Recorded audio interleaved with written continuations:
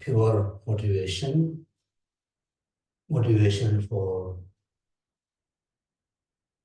achieving Buddhahood, motivation for becoming Buddha to benefit all sentient beings.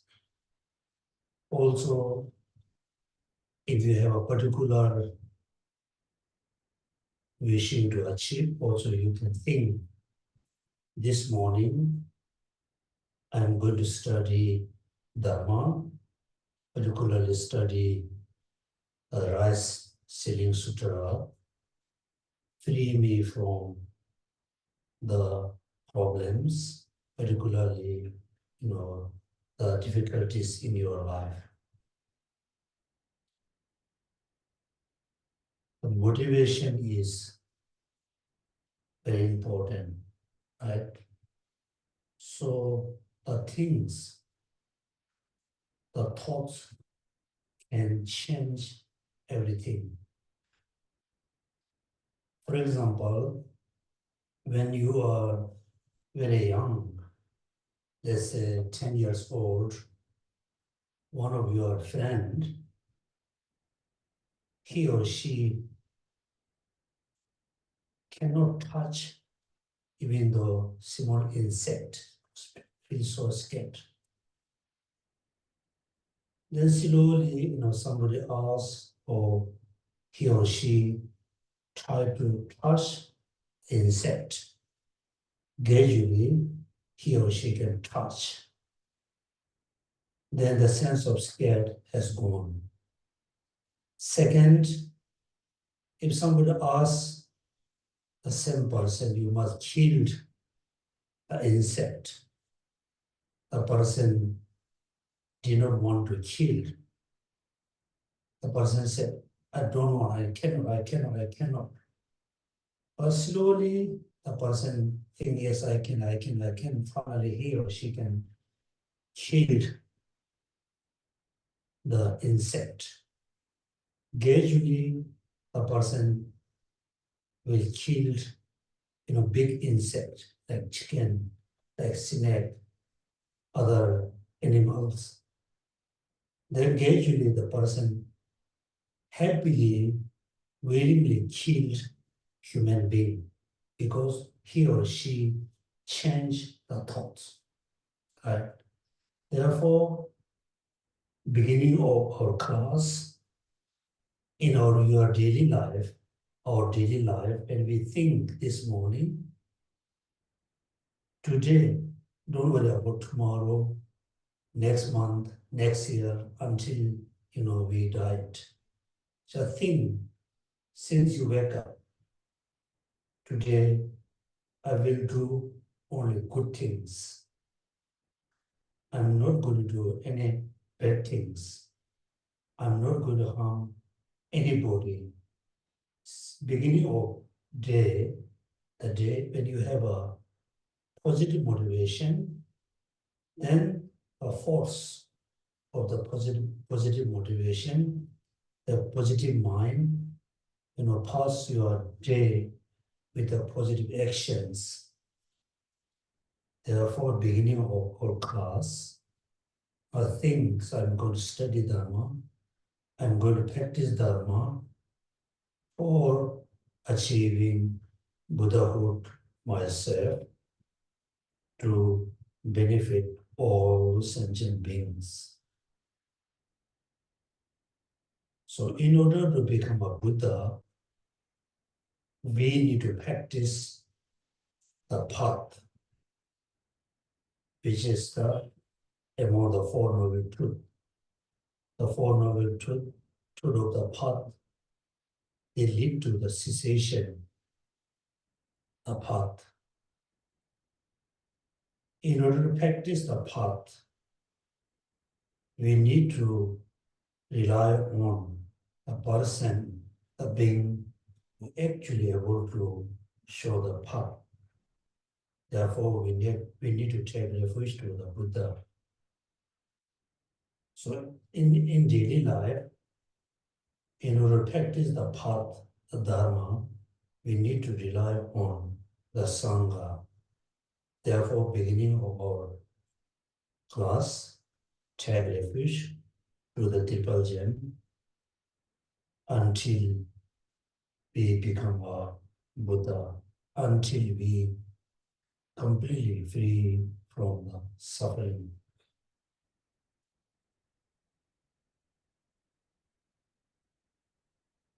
So please obey the daily meditation practice.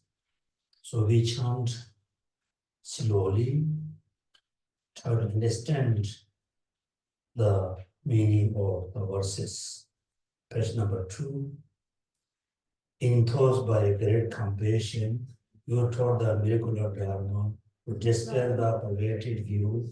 To you, the Buddha, I pay homage. Independent origination. There is no ceasing, no arising, no annihilation, no permanence, no coming, no going, no separateness, and no sameness. I trusted the consummate Buddha, the supreme and my world teacher, the one who taught the peace which is free of liberation.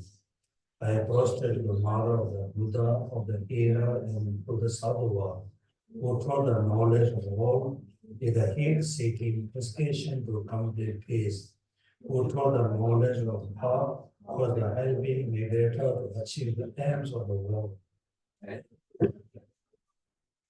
The subject is set for the varieties and world's aspect. The who had transformed into the reliable God, motivated by altruism, benefits, and being. The teacher Sugata brought up to you I make prostration. The one who has eliminated the web of conceptualization and is endowed with the divine body of the vast and profound, who in turn is shown for however noble likeness. To you, the Buddha, I make prostration. Om ye dharma hetu prabhava hetu teshan tata kato ayavadir teshan chalo nirodha evam vadi mahashaman. All phenomena arise from causes. Causes are taught by the Tathagata. The cessation of the causes will have been taught by a great seer. I go for the efficient action to the Buddha, the Dharma, and the Sangha. By the accumulations of practice of giving so forth, may I become a Buddha with benefit all sentient. I go for the efficient action to the Buddha, the Dharma, and the Sangha. Practice of giving so forth, may I become Buddha and benefit all sentient beings. I go for the efficient action to the Buddha, the Dharma, and the Sangha. Accumulations of practice of giving so forth, may I become Buddha and benefit all sentient beings. Please take refuge to the Buddha, Dharma, and Sangha.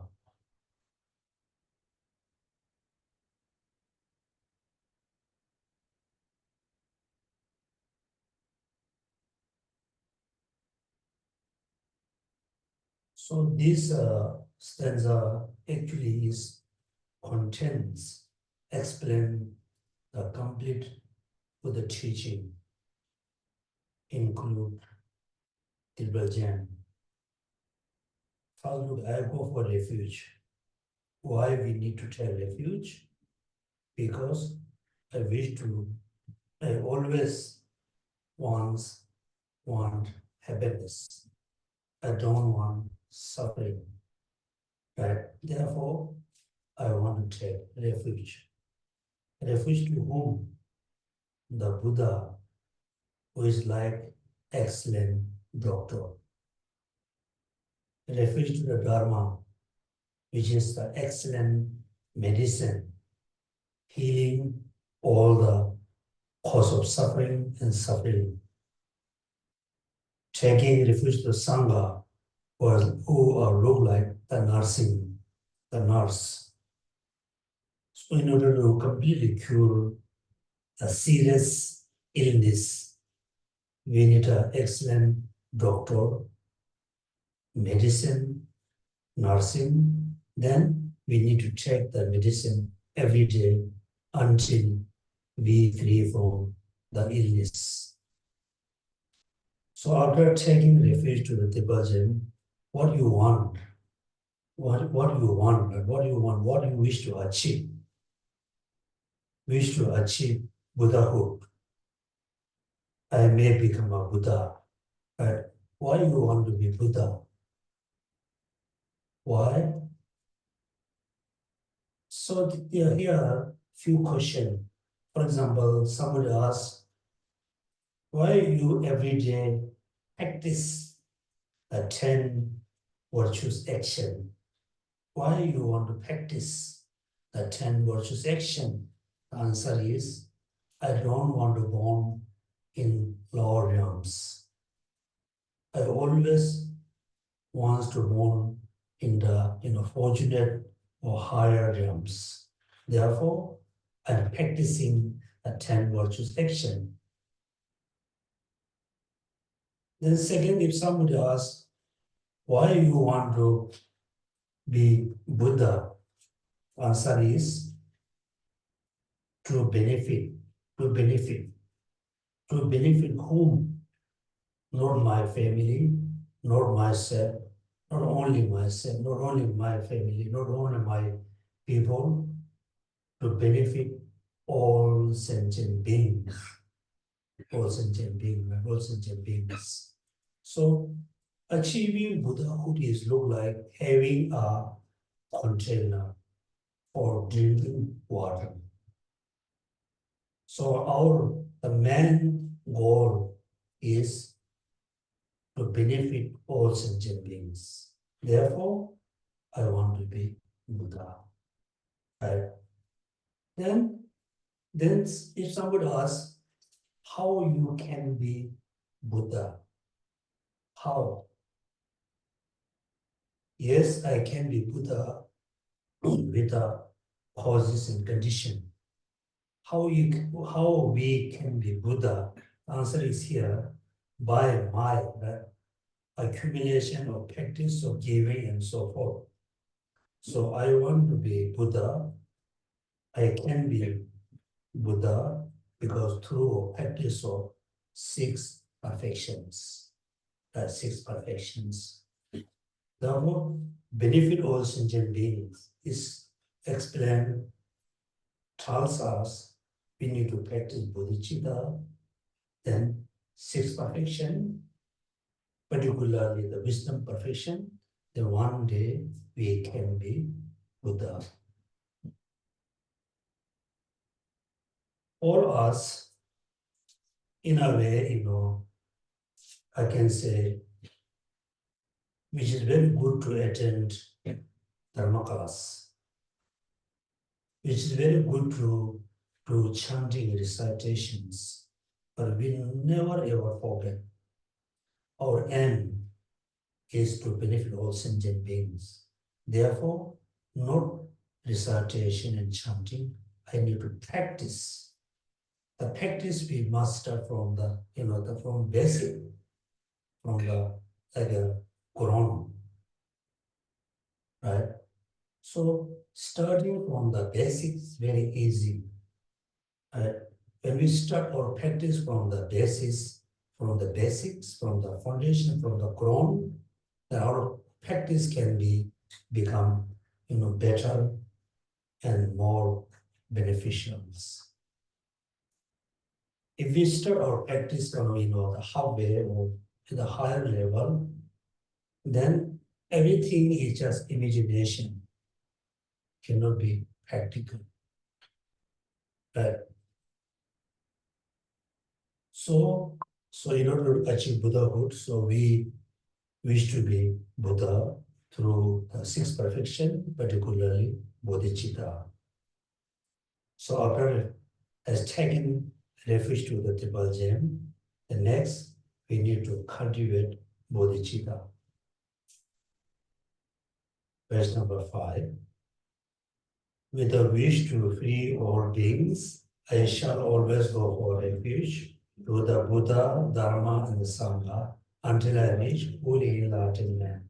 Inspired by wisdom and compassion, today in the Buddha's presence, I share the awakening for the benefit of all sentient beings. I go for refuge to the Triple Gem. I confess the negativity individually.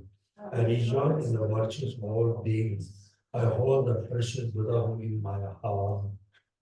Okay, simply, we you can see all the Buddha statue.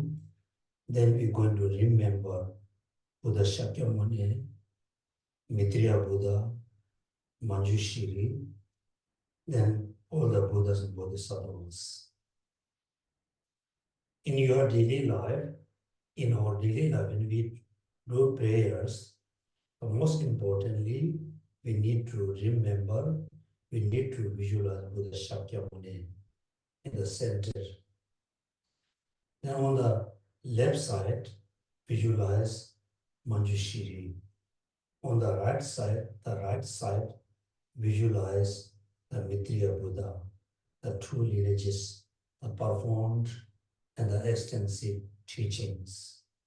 Then visualize all Buddhas and Bodhisattvas.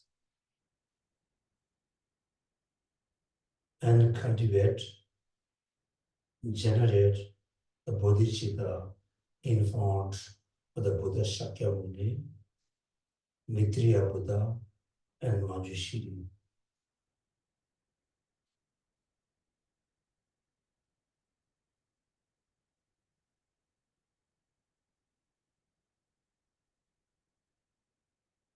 Okay, so this is how, generating bodhicitta. So as a revisions, the last Saturday, so I explained you the Four Noble Truths. What are the Four Noble Truths?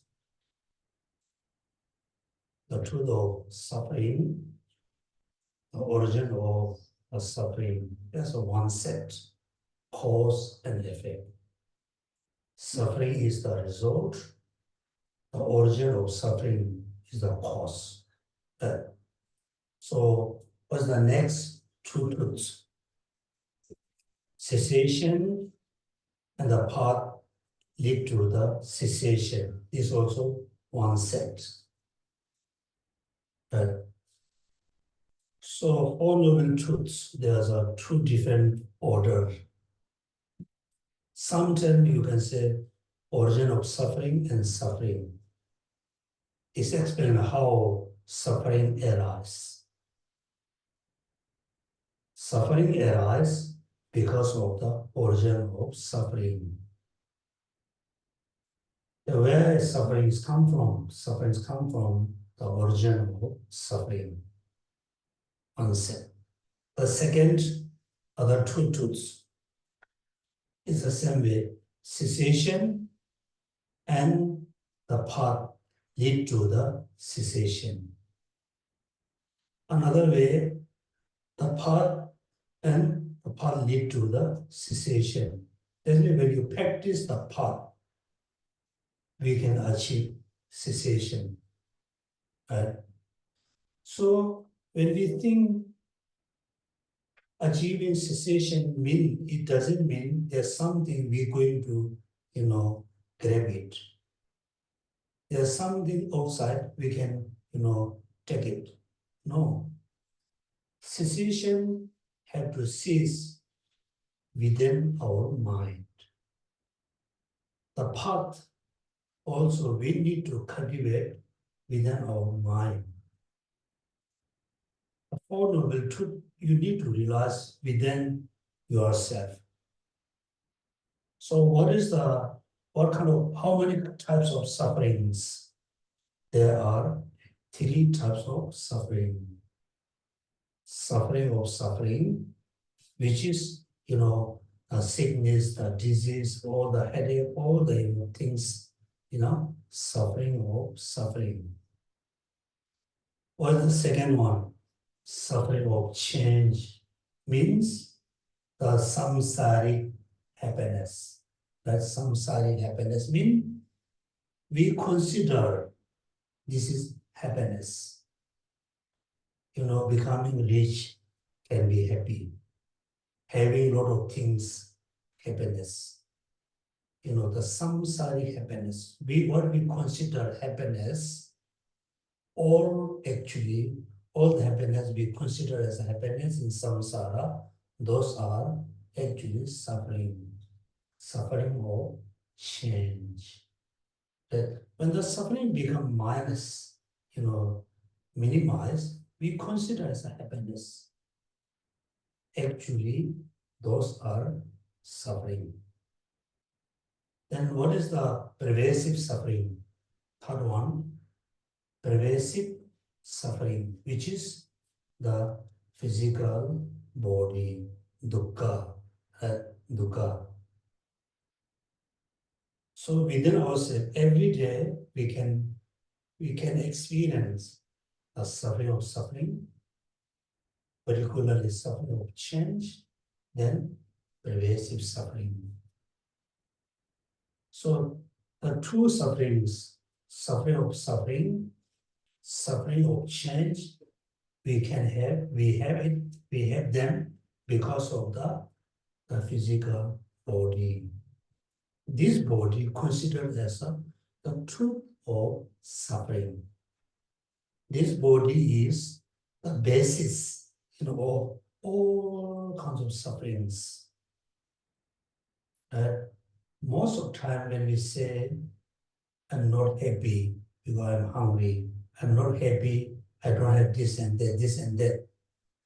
Therefore, the physical suffering, the physical body is the pervasive suffering. Means all sentient beings possess this body. Gross, subtle, or very subtle, still, as a being, they must possess one type of body. Gross, which is our body, is very gross. Then there's a subtle body, very subtlest body. Until we have this, contaminated body, we never can be happy. We cannot achieve the ultimate happiness, right? How the suffering arises, how we can achieve the physical body, because the origin of suffering, right? We have this body because the origin of suffering. The origin of suffering, there are two types, which is the afflictive emotions, then the karma. Karma. No matter the karma is positive karma or negative karma, is caused by ignorance. Ignorance. Because we are very much happy for accumulating merit, right? Accumulating merit. All the merit we have been accumulating until today, since we were born, all the merit we have accumulating until today, almost 99% of the merit can cause arising suffering. Suffering. That means there are two types of origin of suffering, which is afflictive emotion, include ignorance, attachment, and anger or hatred. These are the three poison mind. Then due to the afflictive emotions, we accumulate karmas. Then we possess this body, right? The second, how we can change the cyclic existence. Can we change or we cannot change? Yes, we can change. We can change the cyclic existence. But remember, origin of suffering arises suffering. And suffering also arises the affect emotions. Right? So when we say I'm angry, angry towards whom? When we have an attachment, our mind is attached to or something. Mean all afflictive emotion also arise, most of the time based on the physical body. So how we can, change the cycle, the two cycle, origin of suffering, suffering and origin of sufferings. They, cycling existence, these cycles go on, go on, go on. Then how we can change this the novel truth, origin of suffering. First, we need to understand, we really need to realize the ignorance is a mistaken mind. The attachment is mistaken mind. Anger is mistaken mind. And they are like this is a wrong view, wrong view.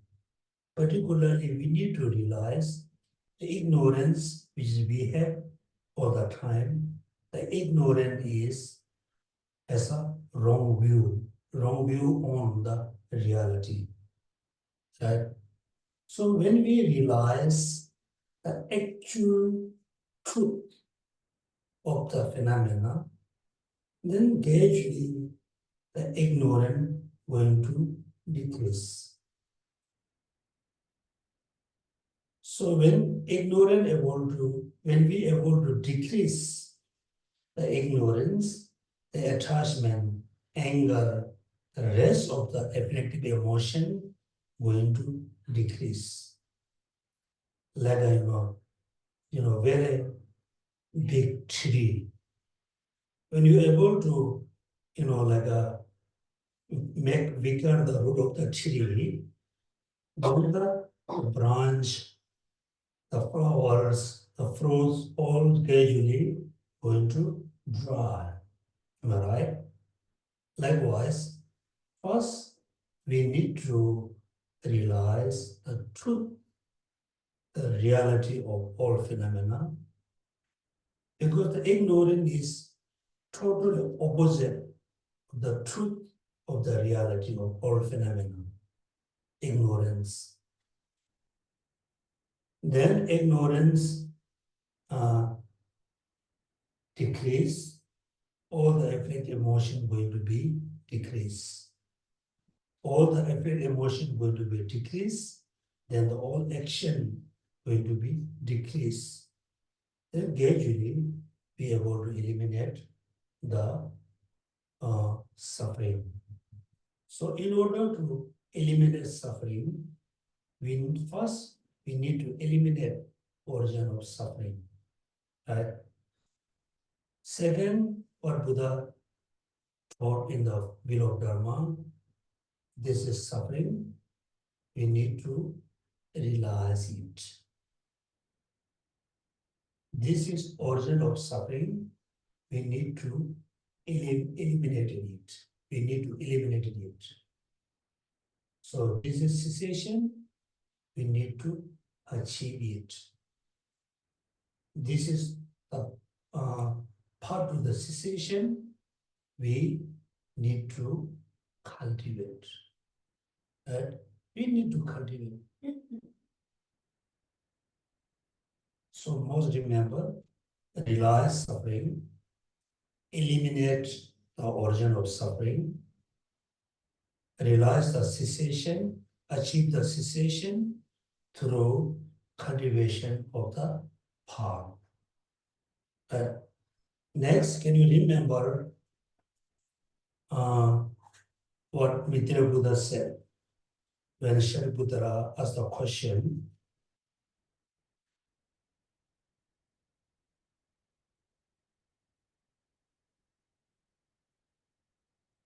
what is the meaning of, what is the dependent arising? What is the Dharma? What is the Buddha?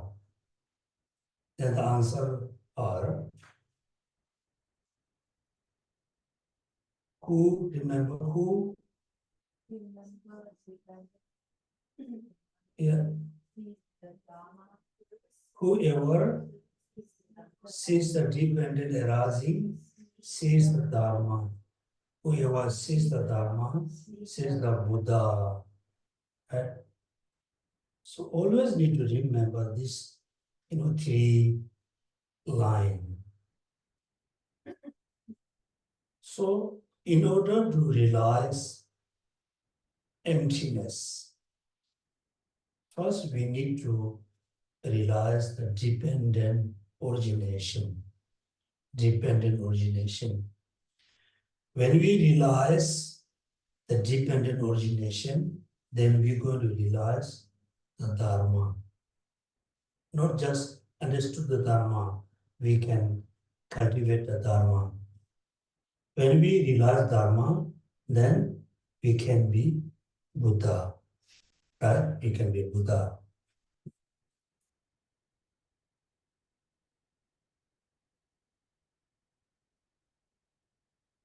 Then,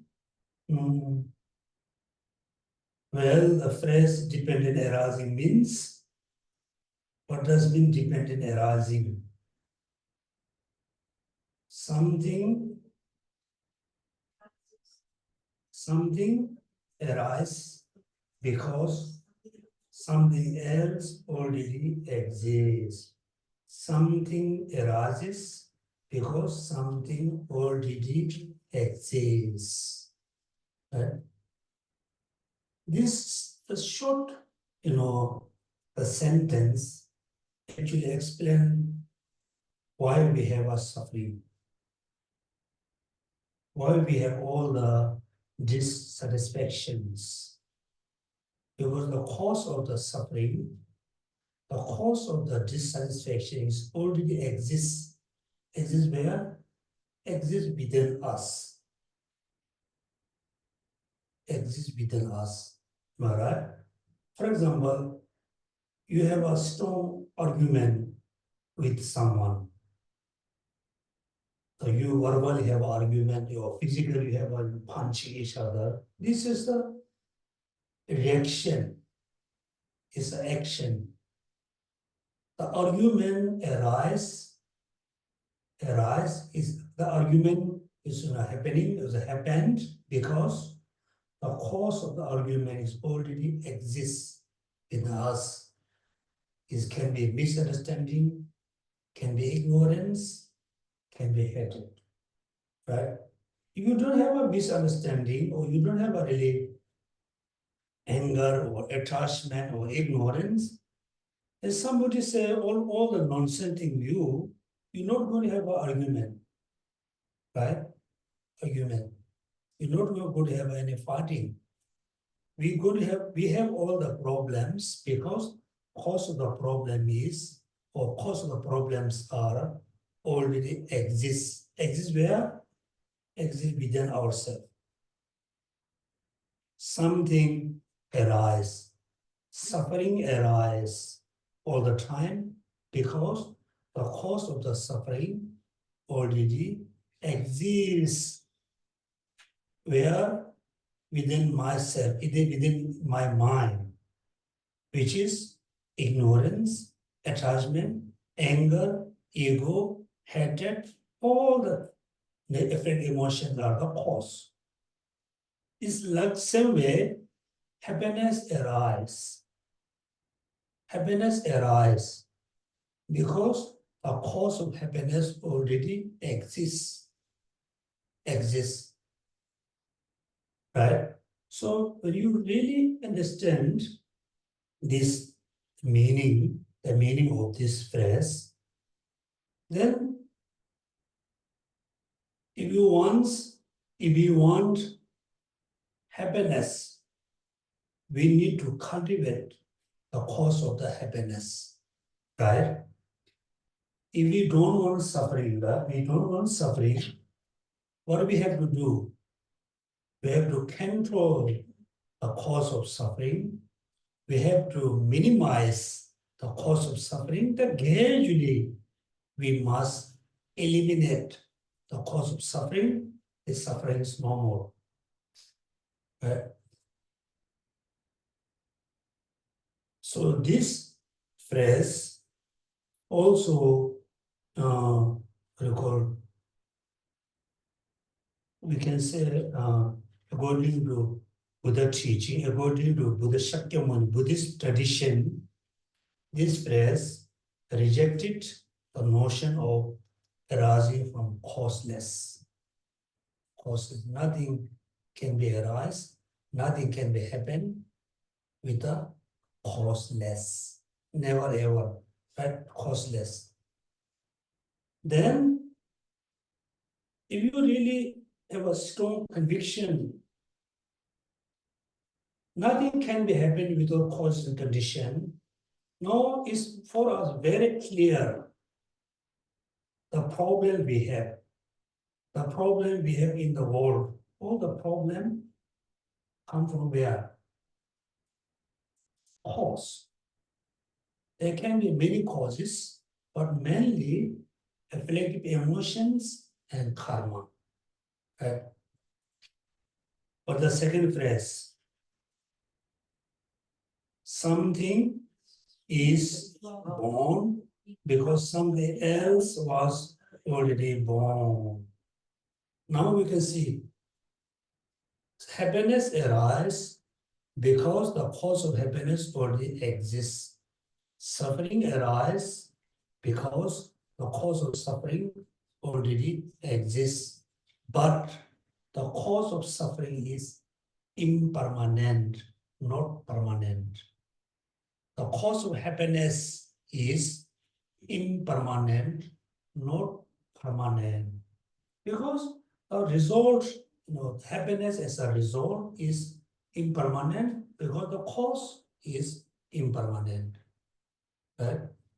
The cause of the result of suffering is impermanent because the cause of suffering is impermanent. Therefore, impermanent result, any kinds of result must arise cause. The cause must be impermanent. Impermanent, right? Therefore, this short sentence also, reject the arising from the permanent cause. Permanent cause. Because at the Buddha lifetime, in India, there was only two religions, Hinduism and the Jainism. Hinduism and Jainism. Mainly the Hinduism was, very spread religion all over India. According to Hinduism, they believe in creator. Likewise, Christianity, Judaism, Islam, they also believe in creator. The creator is permanent. Buddha said, no. There's no such as creator. If the creator is permanent, the God is permanent, then how the God can produce impermanent result? Cannot. The Buddha said, something is born because something else was already born. The cause are born, the cause are impermanent, therefore the result are impermanent. Permanent. Right? Now here also when you say, if somebody say, okay, please meditate on impermanent, right? How we should meditate on impermanent? How?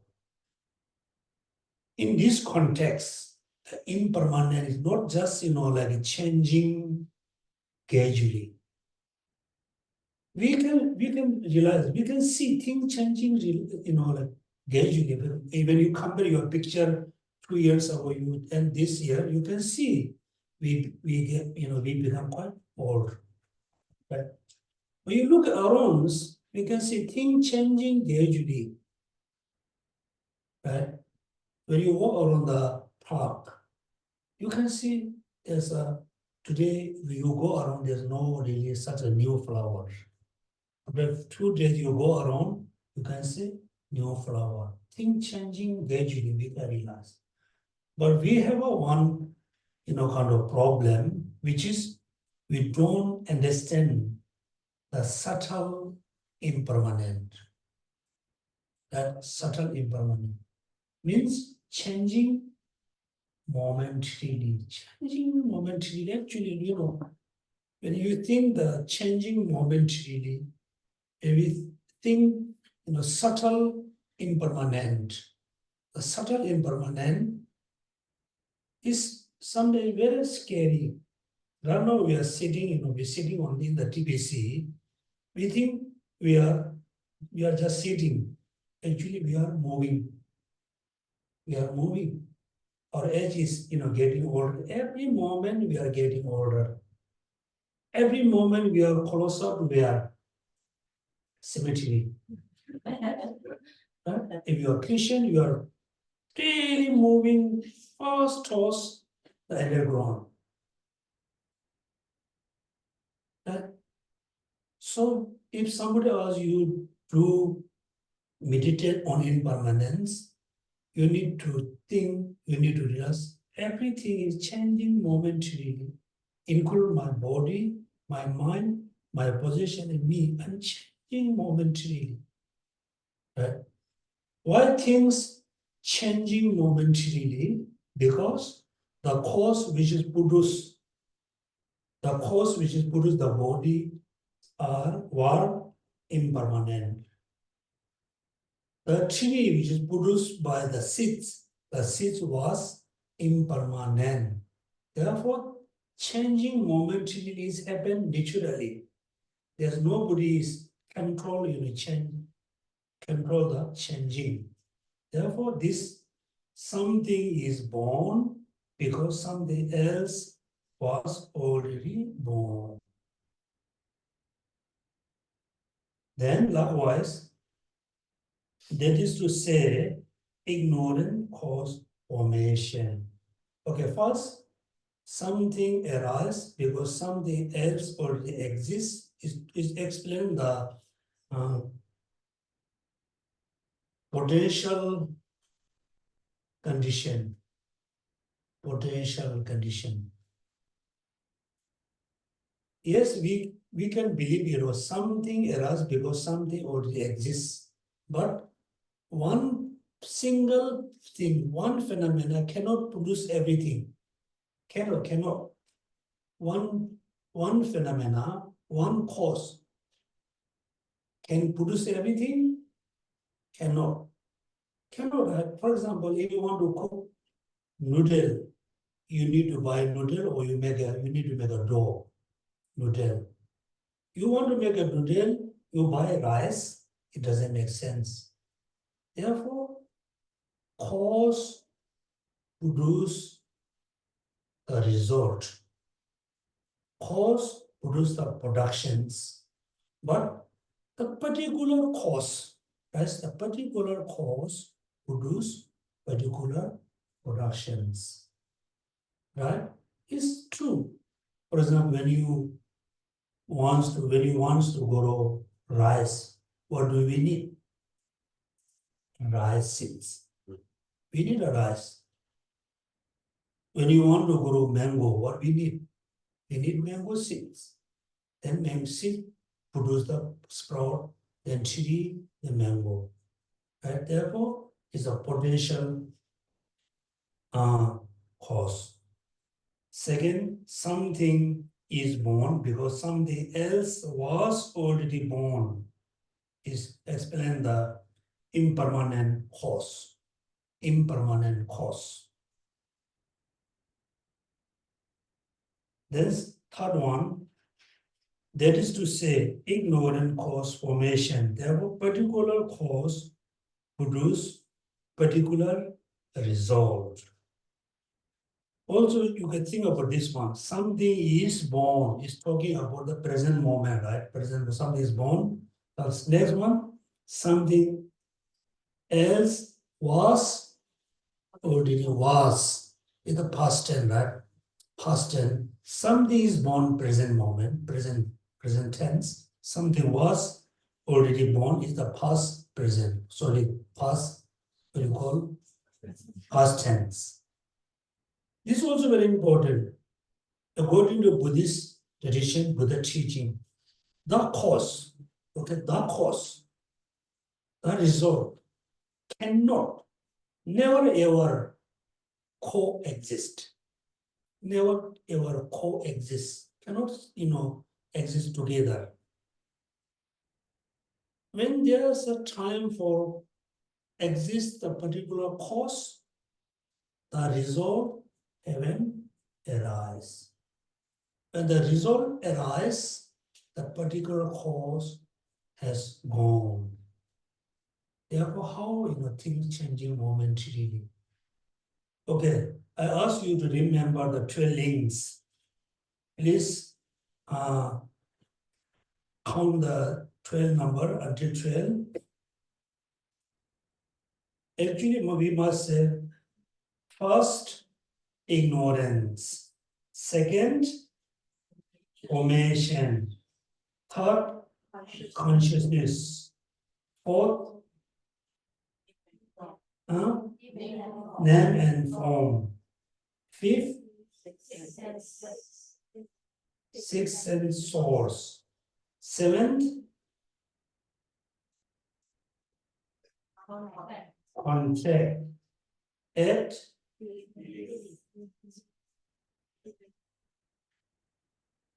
craving. Sorry, sensation. Eight, craving. 9, grasping. 10, becoming. Appropriation. Then 10,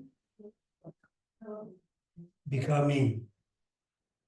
No, 11, yeah, 11th, birth.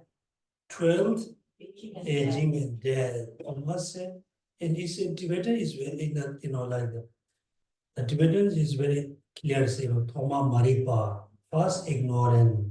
Second, formation. Third, consciousness. Fourth, name and form. Fifth, sixth and source. Then sixth, contract. Seventh,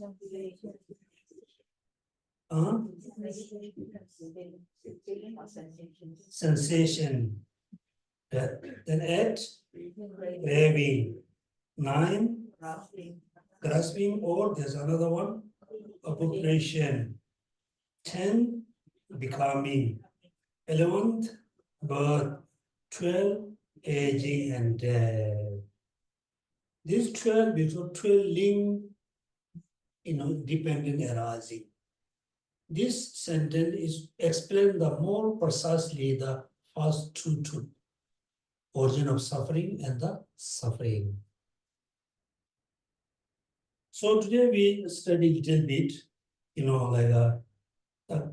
how the 12 links is link our in samsara in our life. There's a 12, how do we know, like a set that 1 to 12, 1 to 12. Number 1, what's number 1? Ignorance. Have to be very clear the definition or the meaning of ignorance. Normally people say, oh, the person is very ignorant, right? Oh, you are ignorant. You are very ignorant. Mean what we say, you don't know anything. Right? Normally, ignorance means know nothing.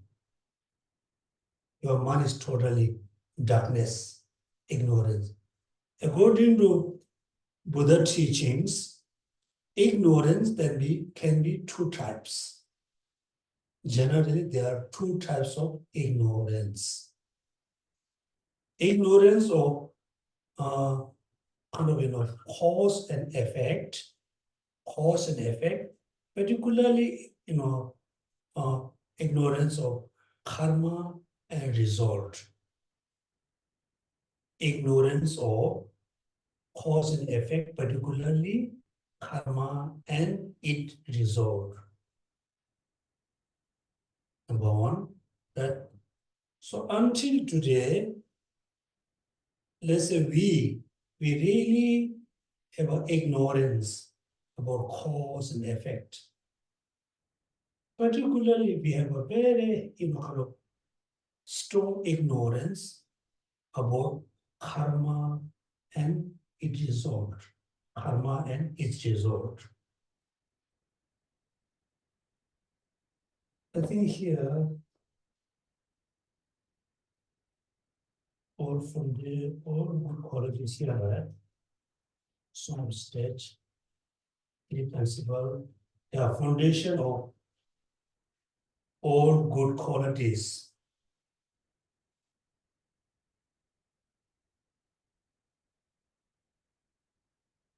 Page number 6.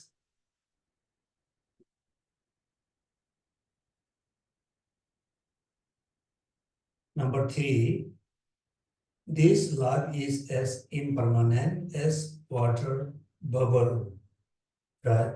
This life is impermanent as water bubble.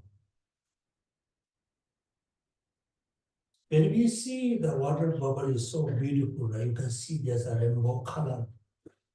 That when you go outside, you can see the water bubble. Looks so pretty. When you touch, what happens? Boss. Very easy. No need, a lot of effort. Just touch, it disappear. Without touching, within a few minutes, disappear. Therefore, we need to remember life is like a water bubble. Remember how quickly it decays and death comes. When you say quickly decay, you think, I don't think I'm going to be,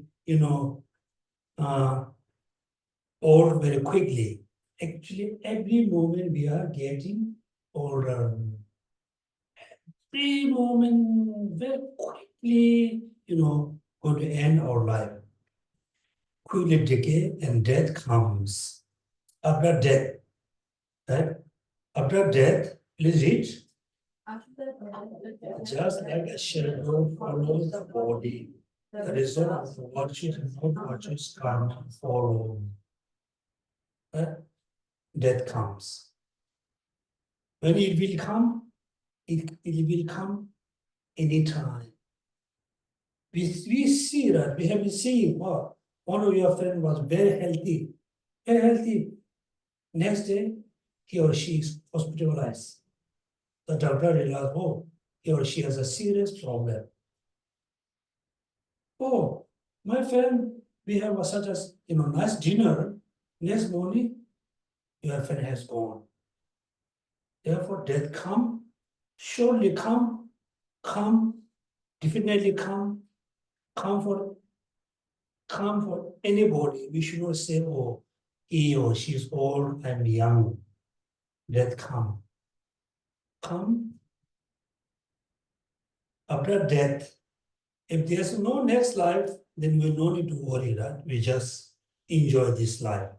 Don't do a lot of, all the nonsense thing. Just you get your job, you just enjoy your food and drink, have a good relationship with your friends and family. After your death, and finish. Right? But after death, there's a next life. Just like a shadow follow the body, that where you go, the shadow is always with us, right? When you see, you can see your own shadow. Sometimes when you walk, like night time, but sometimes it's scary, right? When you walk around, behind there's a two light. You can see two shadow. Sometimes scary. Therefore, wherever you go, shadow is always there. Likewise, the karmas, right? The virtues and non-virtues karma follow. So after we death, none of our possession follow with us, cannot. Our friends cannot. Your guru cannot. Even the Buddha cannot follow you. Only your karma follow with you. Only my karma can follow with you. The result of virtues and non-virtues, karma follow. Now let's say here you have two friends. One is a really sincere and good friends. One is a terrible friend. That if two friends always follow with you, if the sincere friend is very weak, the terrible friend, the bad friend is very strong, right? So then most time we have a problem, right? Because the terrible friend is very strong. He always can, bully us, always can defeat us. Likewise, and until today, when you reflect on your daily prayer, daily chanting, daily practice, yes, it's very obvious. Our virtuous action is very weak. Am I right? Our non-virtuous action is very strong, very complete, very complete. I said many times, I think I've been hearing you many times, someday you feel very bored. Let's say, your teacher asks you to do just 2-second meditation, 2-second good virtuous action. Beginning, motivation wasn't good. Actually, when you are engaged into action, let's say I ask you to chant, the mantra for, let's say, 2 seconds or 10 minutes. Beginning, we're not able to have a good motivation, missing the motivation. So while you are chanting, that whatever you are chanting, money, you are whatever you are chanting, your money is running everywhere. Action is very incomplete. At the end, also, we won't have a proper dedication. Therefore, the virtuous action is very incomplete. It's kind of in the raw material, right? And the virtuous action is very complete. We have the ability to complete the non-virtuous action, right? Let's say I ask you to, go and do some bad things. At the beginning, you are very pepper. So when you are really engaged, you are very focused on. At the end, you feel, wow, I have done that. Very complete. There were true action, right? Virtues, non-virtuous action compared. Yes, it's very obvious. Our virtues is very weak. Then what happened next? The stanza number 4. Please read. Finding firm and definite conviction in these negativity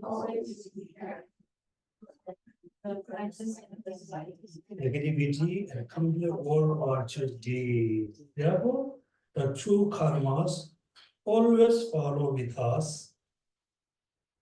Then, not only this, we need to realize the non-virtuous action arise suffering. That strong negative virtues action arise very strong suffering. The medium types of non-virtuous action arise the medium types of suffering. The small types of non-virtuous action arise small suffering. So we really must have a conviction.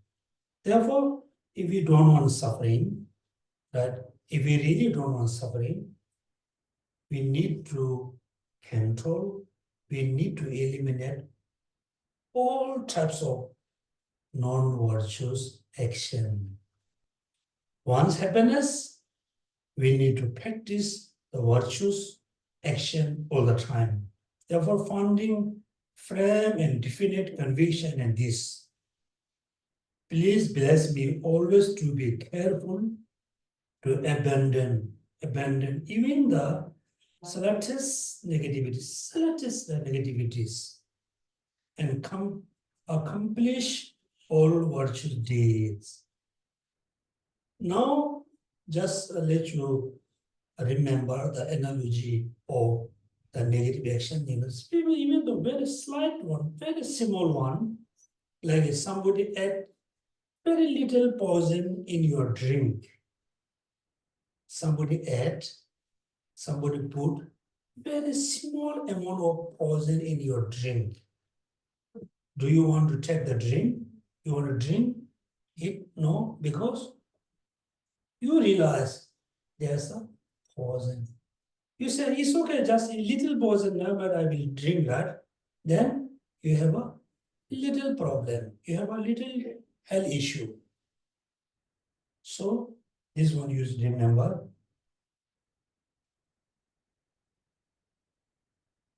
Okay. Therefore, what ignorance arises, the formation is karma. The formation cause consciousness. Consciousness cause name and form. Name and form cause six sense sources. The six sense sources cause contact. Contact cause sensation. Sensation cause craving. Craving cause appropriation. Appropriation cause becoming. Becoming cause birth and death. Birth cause aging and death. Right? Birth cause aging and death. Therefore, aging and death put in one number, right? Reason why? Because you can see somebody just died after born. The person doesn't have a time to be old, aging, death. Then sorrow, lamentation, suffering, unhappiness, distress, disturbance, turmoil. Thus does the entire hill of suffering arise.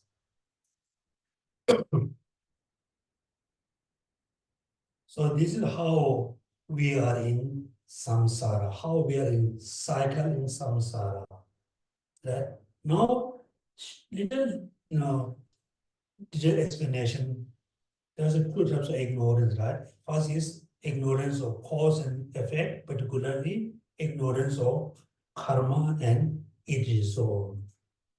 Second, ignorance of the reality, right? Reality, total ignorance.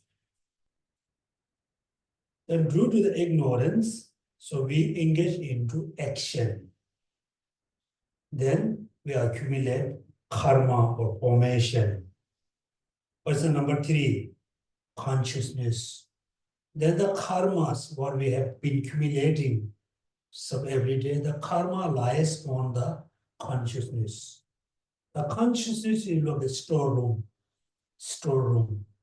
We store in all the things in the storeroom. All the karma we have been accumulating for millions of years, you always store in within the consciousness. That consciousness. Then number four, name and form. Then let's say, so we have for this lifetime we have a ignorance. We engage in actions due to attachment, all the affect emotion. We accumulate karmas. Then we died. After we death, we go to next life. That there's a pardo, intermediate state. Somehow we need to take another rebirth. That first time when we take a rebirth as a human being in the mother womb, in the mummy's stomach, mother womb, first we will have name and form. Name and form. As a desire being, we have a complete form. The being who are born in the formless realms, the person has only name, not the form. Therefore, name and form. Then the name and form, develop the next six sense source.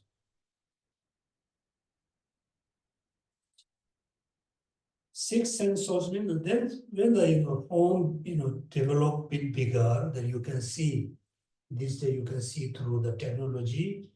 First few weeks, the baby doesn't have any kind of a nose and nothing. A piece of things round one. But slowly you can see it become a little bit longer. Then slowly you can see the nose, eyes, and is a six source. That then after I think usually it takes 37 weeks, right? Totally how many weeks? 47 or 37?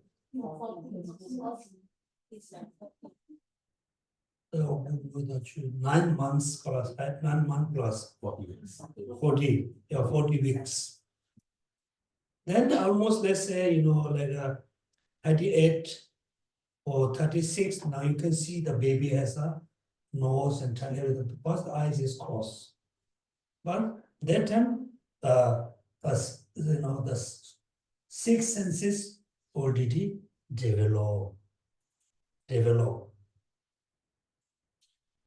Even though when you think more precisely, when we are in the mother's stomach, in the mother womb, we already cultivate attachment and craving precisely in a subtle level. Then we were born, right? We were born. After we were born, then we can see the beautiful object. Then the five, senses contact to the object.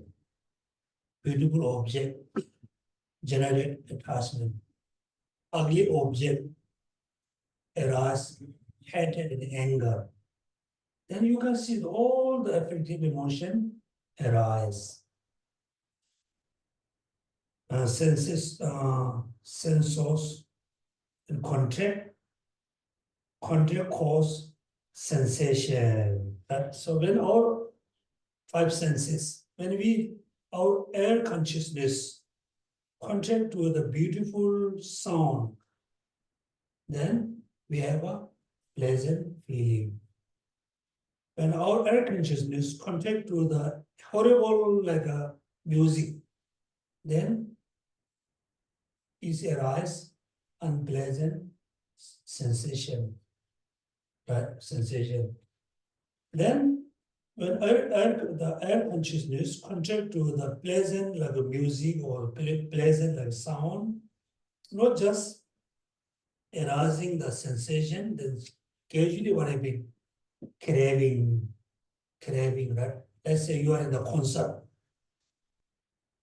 Somebody may like the, song. Somebody may, doesn't like the song. So let's say you very much like the song. Then you are watching the concert, you are really listening the music. Then slowly the sensation becomes very strong. Then you have a craving. You really want to listen the music for few hours, right? When the concert is over, you feel a bit upset because the concert is over so fast. Therefore, craving. Then none is appropriation or becoming. Appropriation or craving and appropriation then become very, very strong. Then becoming. Now it's let's say how the process of taking a rebirth. So moment of the death, somehow we contact our consciousness contact to the object, then craving become very strong, more strong, there is become appropriation. These two, craving and the appropriation, the grasping and craving, the two mind really, what do you call, there's English words, not cultivate, active, we can say active. That means the karma is already here within ourselves, right? We have the karma. So moment of the death, due to certain condition, you have a very much craving. Then not just craving, you have a grasping. The craving and grasping activate the karma.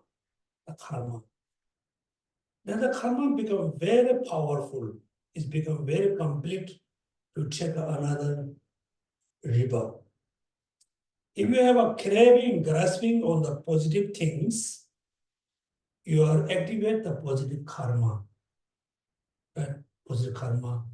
The craving, grasping is towards the negativity things, then activate the negative karma. If the negative karma is fully activated, we will take into lower realms. If the positive karma fully activate, then we will born into higher realms. Then how we can, activate the positive karma? Yes, generally you can think, so I whole my life I do Dhamma practice, whole my life I do all the good things. So next life surely I will take a good rebirth. What we believe, right? That's what we believe. That's what we believe. You think, he's a Geshe, he's a monk, next life I will take a good rebirth. You can make assumption. No guarantee. No guarantee. It can give you can have a guarantee when it's moment of the death if you have a positive mental state. Moment of the death, if you have a negative mental state, your mind is the negative mental state, surely you will go into lower realms. Right? Therefore, our daily life, every time we need to remember impermanence, death will come. Someday you need to visualize you are really, dying. It's not good. Every day you think, I'm dying. But just sometimes you can imagine you are lying, on the bed. Just imagine you are dying. All the dissolution, dissolving water into earth, or into fire, or into wind.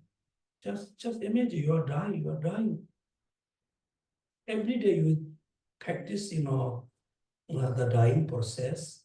Then someday you can feel scared.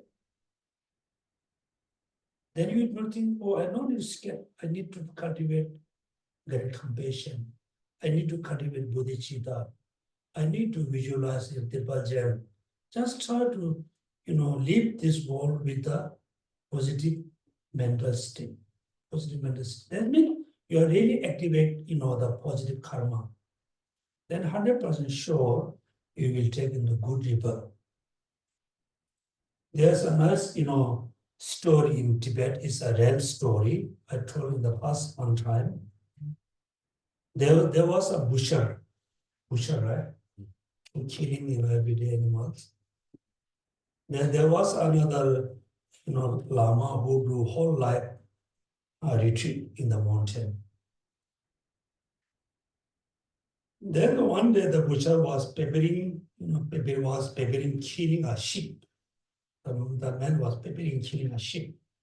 So he prepared everything. He left a knife, big knife, next to the sheep. Then he went for drinking tea. And he was having tea, and he came back to the place where he's supposed to kill the sheep. When he came back, he could not find the knife. He was searching around, he could not find the knife. Then he made a kick to the sheep. When the sheep, get up, actually the sheep hide the knife under him, below him.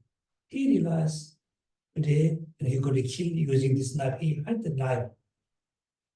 Then suddenly he remembered, he realized, even the sheep realized I'm going to kill, him.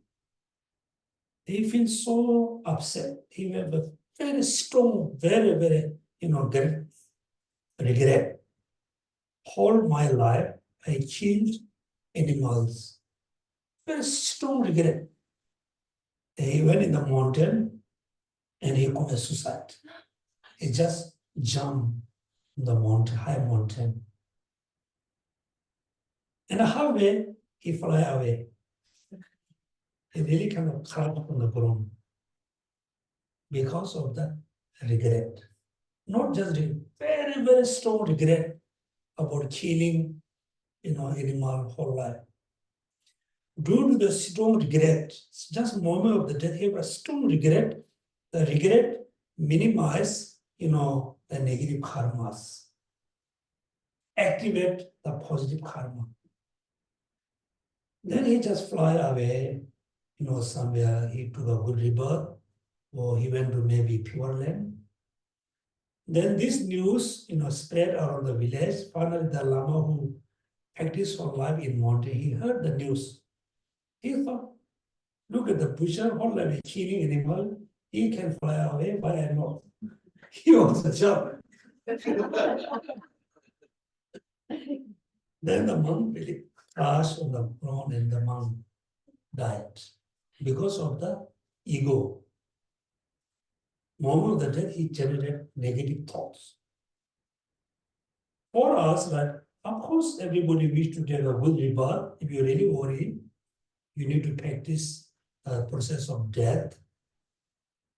Then try to cultivate the positive the mental state, particularly bodhicitta and get compassion, then you will be born into, higher realms.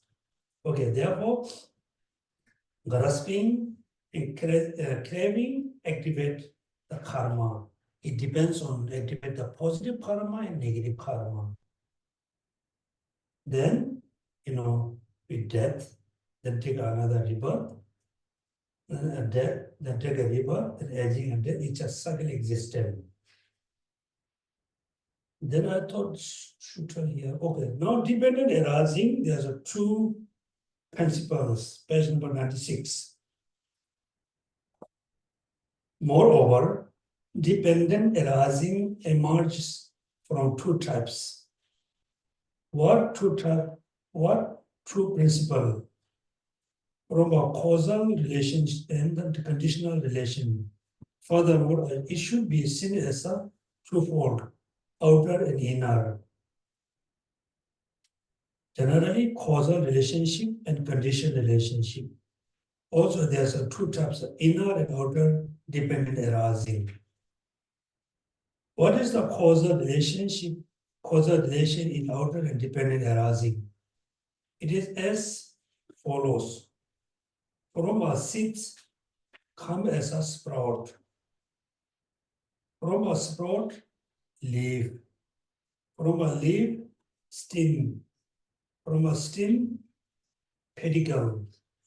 From the pedicle, pistil. From the pistil, a flower. And from the flower comes the fruits. That how things arise. If there's no seeds, the sprout cannot arise.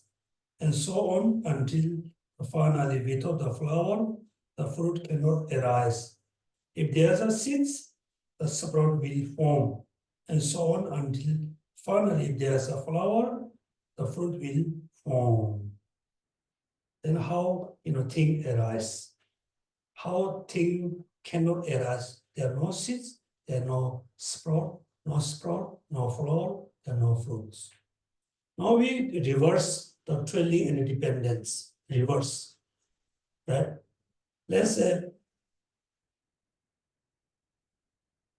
death, aging in death can be stopped, can be ceased if birth cease. Right? Birth can be ceased if becoming cease. Becoming can be ceased, craving cease.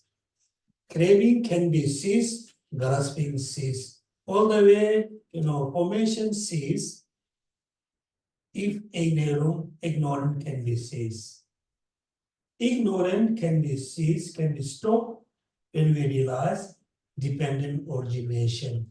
Particularly when we realize, emptiness and selflessness. How things arise, how 12 links, arise, how 12 link can be ceased. Okay, so now we have 10 minutes. We have a little time for Q&A. Any question? Geshe, you mentioned ignorance has Two two types. types according to Buddha's teaching. The ignorance of cause and effect, particularly karma and result. Yeah. The second one is the not seeing. Second is ignorance of the truth and reality of phenomena. The one of not seeing emptiness. Yeah. No. Not knowing emptiness, okay? Okay, second is not knowing the truth and reality means in our daily life, for us, from our point of view, when we look at our own, let's say book, right? When you look at this book, for you, for me, the book is look like very independent book. Independent book. Independent book. In the reality, the book is not independent. The book is dependent. The book exists because dependent, not independent. When we grasp, when we apprehend the book is as a independent, the thought is ignorance. The mind, which is apprehend the things as independent, it is ignorance. The wisdom is opposite. Opposite means the wisdom apprehend things are dependent, not independent. Independent, right? So if you, of course, last time we have a class with Geshe about two truths. Some of you already attend the class.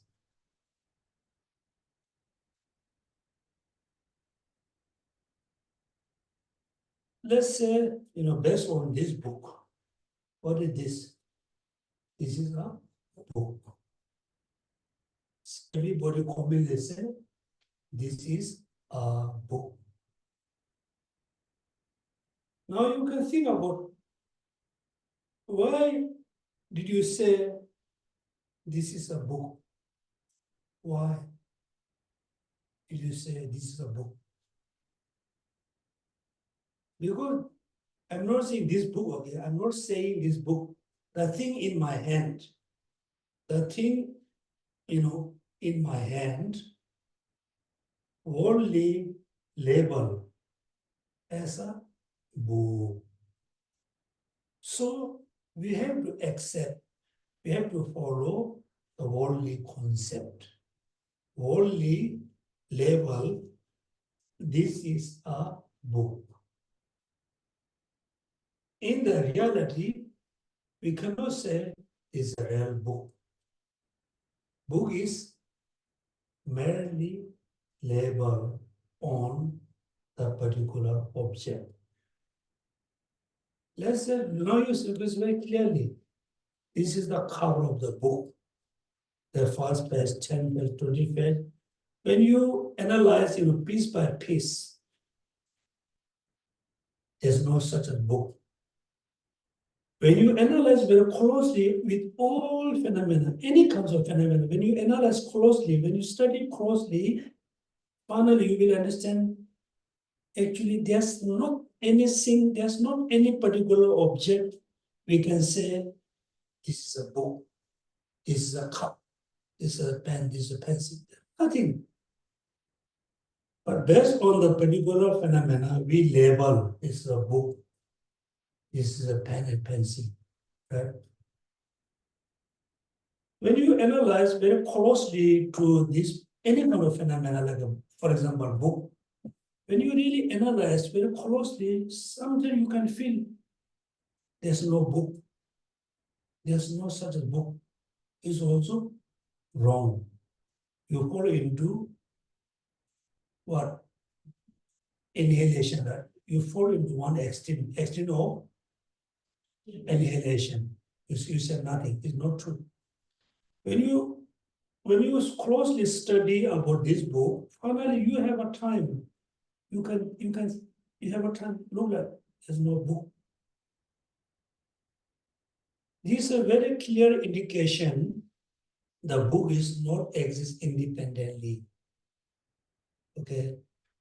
It's not an indication the book is not exist. Therefore, things around us, let's say, when you make a fire, let's say you put few things together, then fire arises. Fire arises. When you put thing on the fire, when you put the pot on the fire, you can see the pot become hot. Water can be boiled. It's happened because of the dependent origination. Depends on many things. Things come together, like just say there's a flame, that we name as a fire. When you closely analyze where's the fire, which one is fire, also fire cannot exist independently. Therefore, the second ignorance of truth or reality means not really realize the reality, which is the opposite of the wisdom. Right? Okay. Any question? Okay.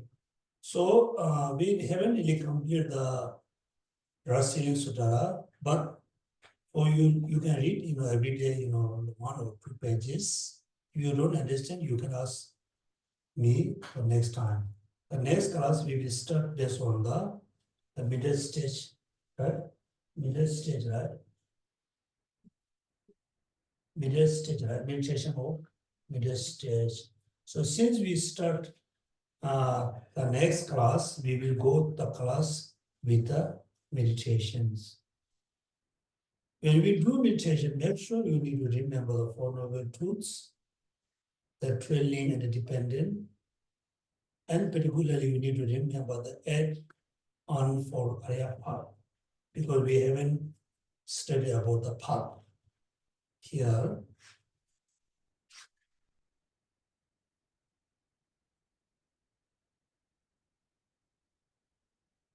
what is the Dharma?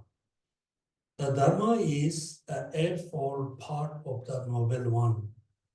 The right view, the right thoughts, the right speech, the right of action, the right livelihood, the right effort, right mindfulness, and the right consciousness. This 8-fold path of the Noble One, combined with the attainment of its result and nirvana, it is what Buddha has called Dharma. So next time when you come class, remember, memorize the 8-fold part of the Arya.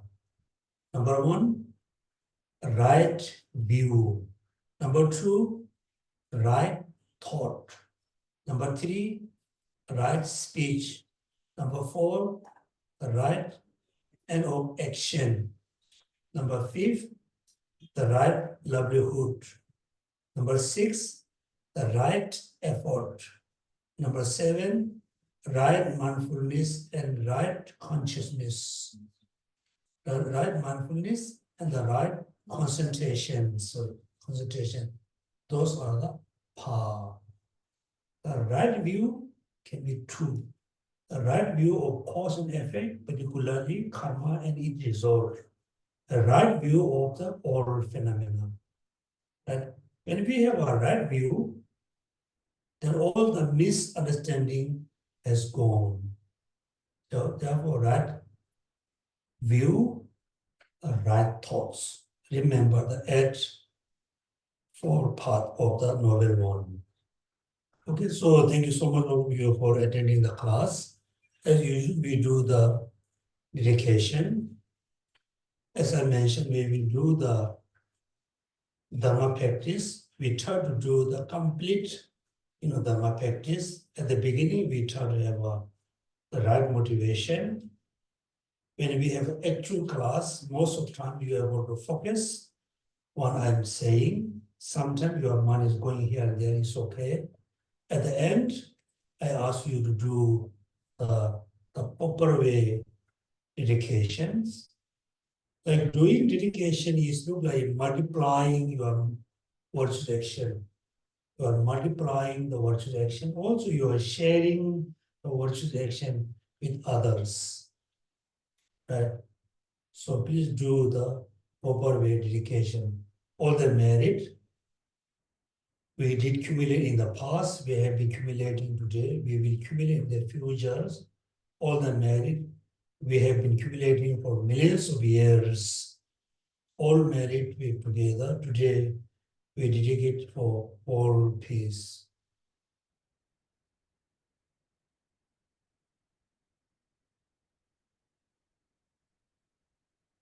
Particularly peace within your families, friends, and co-workers. How do we dedicate all the merit to live long life, all the lineage gurus and different Buddhist traditions? Last, we do dedication, dedicate the merit ourselves to able to practice the Buddha teaching, to able to practice the path, particularly to able to practice the Mahayana path, particularly bodhicitta, renunciation, and emptiness or right view. Jida yambe yavan damje, umine june zase zane. Maru moge guba gunje ne, tsire ne me diye nem. Chanju semjo rinpoche, ma ye banam ye gyu, ye wa nyamba meba. Gune gundo bewa sho, jamba ba we jedaraji. Gundo zombo deyan dejende, deda gunje jesu adamu.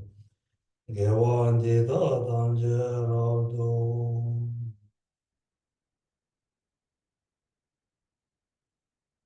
Thank you so much for attending the class. Have a happy Saturday. So when you practice Dharma, I know at the beginning, one day you can practice Dharma, next day you cannot.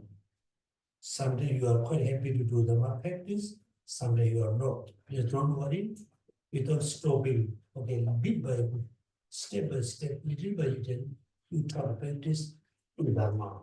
Okay, thank you. Thank you. Thank you. Thank you, Kishila. Thank you very much. Thank you. Yeah, thank you, Andu. Thank you.